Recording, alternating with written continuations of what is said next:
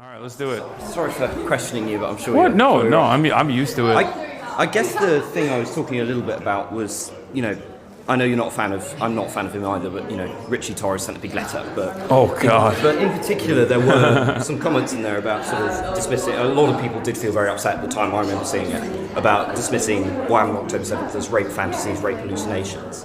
I mean, the UN has gone, checked, verified. No, you know what's ironic? For those comments? You want to know what's ironic about that?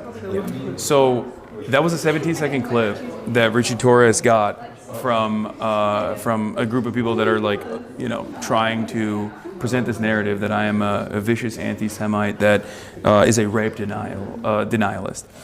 And what's really interesting about that clip is that I went back because I was like, this doesn't make any sense. And I went back and I looked at the 17-second clip that he put in that. And it was actually from a broader conversation where I was arguing against someone who was denying rapes. And I was like, no, I think that there is a very high likelihood that sexual assaults occurred. And I even brought up the UN report that you're suggesting that there was at least one documented instance of first-hand account testimony from one of the hostages that sexual assault had happened. And that there is no reason to disparage or to claim that it did not happen when there is at least evidence that it did, and that it had not changed the dynamic of genocide for me even a little bit. And I think that the way in which you said that to a lot of people sounded very, very dismissive. Especially to people who, had relatives who were perhaps murdered or taken away, or had felt that, the loss of life on that day. So let me ask you this question. Traumatic for the Jewish community. Let me ask you this question. Now that you know the broader context, do you feel as though, do you feel like you were maybe duped? I don't want to say duped, but that you saw this that was very clearly out of context. Does that change your opinion a little bit, or do you feel like I'm running defense? I'm very much on the sort of. I've always been on the pro-Palestine side of this. I'm a left-leaning person, so I never looked at what I saw and said this is justification for blockade, genocide, anything like that.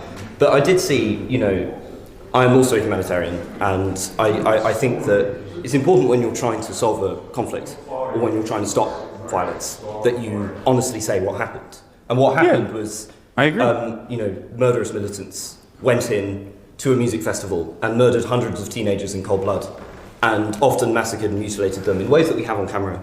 And that is deeply traumatic to me. And I guess this was linking to a broader point that, yes, I understand this whole thing, but there is context to this, and you can't just sort of suggest any violent action is justifiable against someone if they don't hold views you like. But this is endemic to the ideology. Do you think I maintain that position? Side, it doesn't. No. But do you think I maintain that position? Do you think that I think that it was wholeheartedly justifiable? I think certainly you haven't been very clear in your condemnations at times, and I've watched what you've said. Okay. It doesn't seem, for example, I in the course of your talk, you didn't mention what happened on October 7th once. Yeah. You mentioned it as the start of the conflict. You didn't mention... I don't even think it's the start of the conflict. I actually, if you recall, started the conversation even before the inception of the State of Israel. There's a deliberate reason for why I did that, because I think it's important to understand the historical context in which violent resistance... There's no context for murdering hundreds of teenagers, is there? I think is there context for that? Yes, I think really? there's always context. That just like there's context. Justified? I don't think it's a contextual justification. I think it's offering background and analysis. Analysis is not justification. I mean, this is a deliberative body, right? We're in a space for free speech and debate. And I think that this is actually, ironically, one of the things that I don't like about debate is that there is a woeful misinterpretation that exists in this space, and that especially when we talk about certain things, like certain subjects that are very difficult to broach in an open and honest manner, I think a lot gets lost in the nuance. And I think you understand where I'm coming from when I talk about this, like that October 7 is, I've never said that October 7 is like the inception or the first stage in what has unfolded. I think that it's important to understand the context in which violent resistance has evolved, whether it be Hamas or whether it be any militancy against like overarching oppressive colonial actions. But I suppose what I'm saying to you is there's time for nuance, and there's also time to say something is unequivocally evil and something is unequivocally unjustifiable. And I'm wondering why you can say that correctly about the wealth of Israeli atrocities. That to actually fix this conflict and gain trust with people, you need to say that unequivocally about the murder of hundreds of teenagers at the Supernova Music Festival, their mutilation and often their rape. And I don't know why you can't say that. I don't. First of all, in terms of using the language of mutilation and rape, and also consistently saying that there is a contextual justification for it, I think the violence that states engage in, specifically an apartheid state, which you agree is Israel's an apartheid state. Okay, so the violence that an apartheid state engages in is oftentimes considered to be invisible. There is a tremendous number of documented, there's a tremendous number of speakers and media representatives that have actively communicated all of the violence that has unfolded on October 7. I myself have also maintained the position that any kind of violence against civilians is completely unjustifiable. But I think it's more productive to at least be a resilient voice that, especially in the West, that tries to explain that these aren't barbaric monsters, that these are horrifying atrocities that they did, right? But that it is not coming out of a place of this antiquated anti-Semitic tendencies, or that they wanted to go out and like do mass rapes, or any number of different ways in which people have, I think, in a very unhelpful way, tried to claim that there is no emancipatory ambition here, and that there is no valid interest in wanting to be rid of Israeli sovereignty. Do you think that by invading the Gaza Strip, that they were not motivated by anti-Semitism, given the fact that they were murdering civilians indiscriminately? Invading the Gaza Strip? By invading from the Gaza Strip into Israel. Yeah. Do you think that they were not motivated by anti-Semitism, given that they were murdering citizens? No. No. That is remarkable. No, the entire logic of Hamas I is built don't. on anti-Semitism. No. And if you don't recognise that, then you're never going to build any trust with the Jewish community. If you have people who are out there and suggesting that your people don't have a right to exist, the slogan of the Houthis who you so admire is death to the Jews. I know, and I've been very critical of that as well. Well, I don't know if critical enough not to platform somebody and call him a sexy pirate. That person wasn't I don't know if you're aware of this or not, but that was a 19-year-old Yemeni teenager that was actually not associated with the Ansar Allah movement at all. There is enormous debate about that, and it is highly unlikely he'd be fighting with them if he had no connections to them. And you were not mentioning that in the context of it. He was not fighting with them.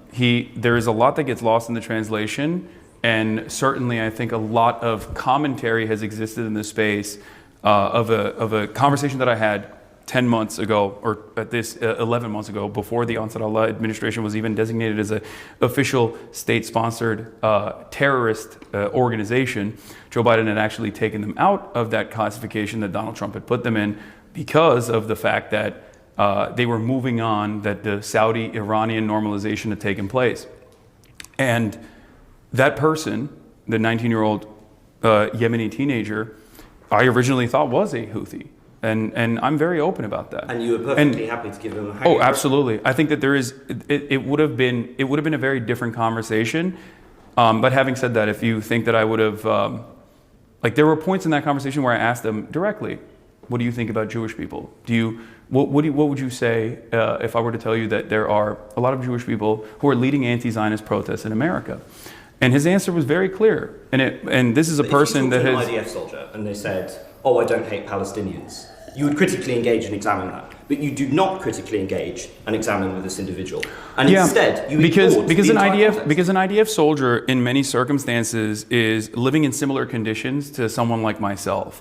So I treat someone in the Western world with Nazi ambitions very differently. No, I think this is interesting because it suggests that you don't have a moral universalism. What I've heard from you is this very eloquent, and I agree with it, moral condemnation of the atrocities. But when we talk about the murder of gay people en masse in Yemen, when we talk about, for example, Tibet's oppression under China, or when we talk about what Hamas has done to gay people within there, or what they do to Jewish hostages, you enter this contextual blather. And it strikes me that these because you want to know why? You want to know why?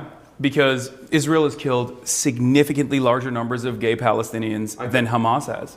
And that is precisely why I think it's a universally unproductive conversation to consistently talk about the many different moral failings, especially when I look at this with my own personal background, with the understanding that reactionary movements grow when there is outside when there are outside forces that are invading a country. This is something that I actually talked about with respect to Ukraine as well, that while there were many movements within Ukraine that were constantly fighting against paramilitary groups that had started off as like offshoots of football hooligans, the Azov Brigade being one of them, that once Ukraine was invaded by Russia, that the inevitable violence was going to make all of the most right-wing reactionary forces the emancipatory forces that were going to dominate the country in perpetuity. We saw this with Iran. The destabilization of Iran, backed by the CIA, caused the Ayatollah